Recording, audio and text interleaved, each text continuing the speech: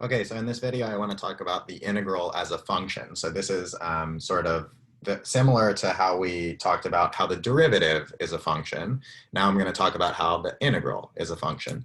Okay, so the first thing is if I have a function here, so I'm saying y is f of t here, the independent variable for the moment is going to be t for this function. And if we're going to assume this function is continuous. Okay, so we have this nice continuous function, and we made this definition of a definite integral from a to b. So the integral from a to b of f of t dt, it calculates some kind of signed area. So if b was here, for example, it would sort of add up the area up here, subtract off the area here, and then it would add up this area here. So if I have this definite integral with these limits of integration, then it just calculates some sort of signed area. And so I can take the limit as defined by this definite integral. If the limit exists, I get some number out, okay? In order to make this a function, I need an independent variable. The independent variable is going to be where I'm integrating to. Okay, so if I replace b here with a variable x, and I calculate this definite integral from f of t dt from a to x, then for each fixed x, this is a definite integral. It calculates some number. It's a limit, and it calculates some number. Say x was here. If I plugged in this value of x, then this definite integral would compute this sort of signed area where I add this area and subtract off this area. So for each x, I get some number here.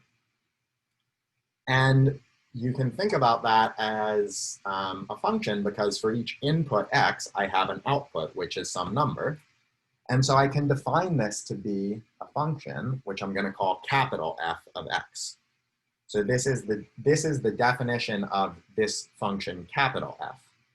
So what the definition tells us is that this is the rule that tells me what the output should be if I use the input x. So right now what's happening is I'm plugging in x to my machine. My machine is doing this limit, this strange limit, that gives me the definition of my definite integral. So it's this x minus a over n times these, these quantities, a plus x minus a over n, up to f of a plus n times x minus a over n. That's the rule that I'm using to tell me what the output is. So I input x.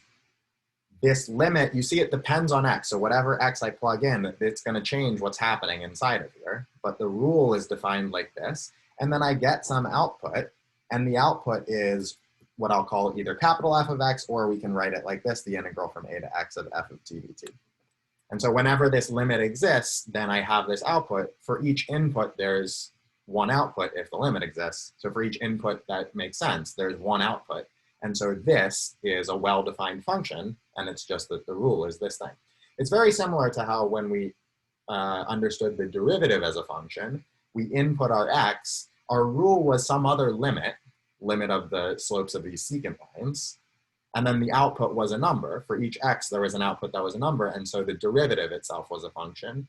Now it's just a different limit that's defining this function. The rule is this limit that was the definition of the definite integral. And so for each input, I get an output, and so I have a function, and I'll call that function capital F of x, okay? So this function, of course, it depends on what a is, first of all, and it depends on what f is, but once those two things are fixed, then this is a well-defined function, and so I can study what are some of its properties. What are limits of this function? What are derivatives of this function? Is this function continuous? I can ask calculus questions about this function.